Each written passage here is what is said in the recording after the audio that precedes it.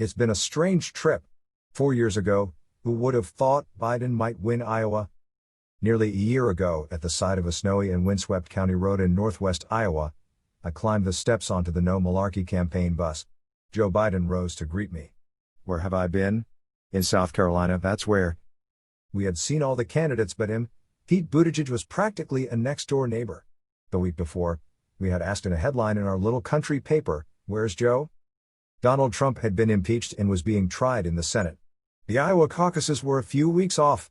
Former Iowa Governor Tom Vilsack, Agriculture Secretary in the Obama administration, rode shotgun while Biden held forth for a half hour on fighting climate change through regenerative farming practices.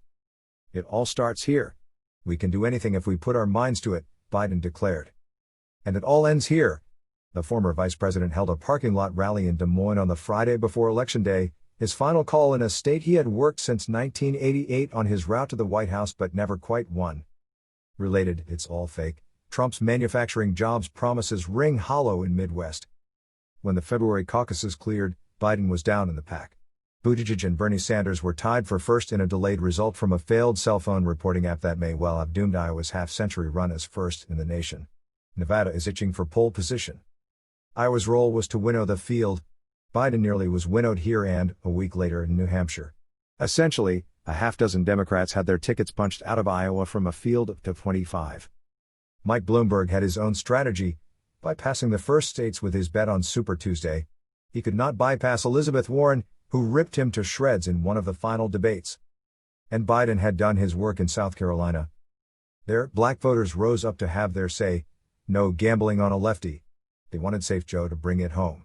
Representative Jim Clyburn, Dean of South Carolina politics, touched Biden's shoulder. That was that. Little did I know that blustery day on the bus, how it would play out.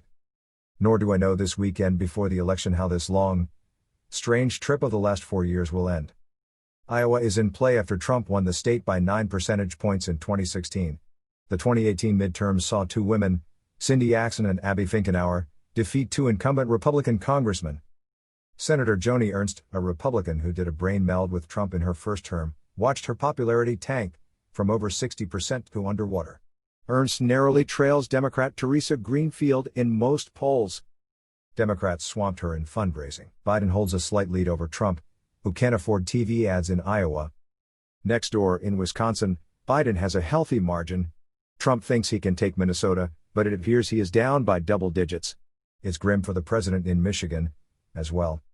The upper Midwest has figured out that trade wars and picking fights with your friends can suck the life out of agriculture and manufacturing. Iowa and Wisconsin are among the most export-sensitive states in the nation. And as people honked in their cars in the Des Moines parking lot listening to Biden over their FM radios, Iowa set a weekly record for COVID hospitalizations. It's as bad in Wisconsin, which Biden also hit on Friday along with Minnesota. Despite the danger, people are lining up for early voting from north to south, masked up and resolute for what surely will be a record turnout. In my corner of Iowa, our county auditor expects a smooth and safe election with results by 10 p.m. Iowa is your early swing state bellwether. If Trump loses Iowa or Ohio, he loses the presidency. Each is currently at dead heat. Who would have thought that 4 years ago, or even 2 years ago, when candidate John Delaney first crossed our threshold by helping shovel snow from our front door after a blizzard? We're worn out from the countless cafe campaign appearances, and rancorous debates, and this damn pandemic, and the stream of lies from a corruptor-in-chief. A record number turned out for the primaries. In Storm Lake, young Latinos caucused for Sanders in droves. They protested in the park for Black Lives last summer, and the police knelt right along. On Labor Day there was a big boat parade for Trump. His flags fly along those blacktops where the Biden bus ran. $60 billion in trade and disaster subsidies to agriculture washed over those fields the past 2 years. We were wiped out by floods in 2019 and a freak windstorm in 2020 while California and Colorado burned. We take note and vote. It all comes down to a few states like Iowa and Wisconsin, where Biden aims to seal that victory at long last.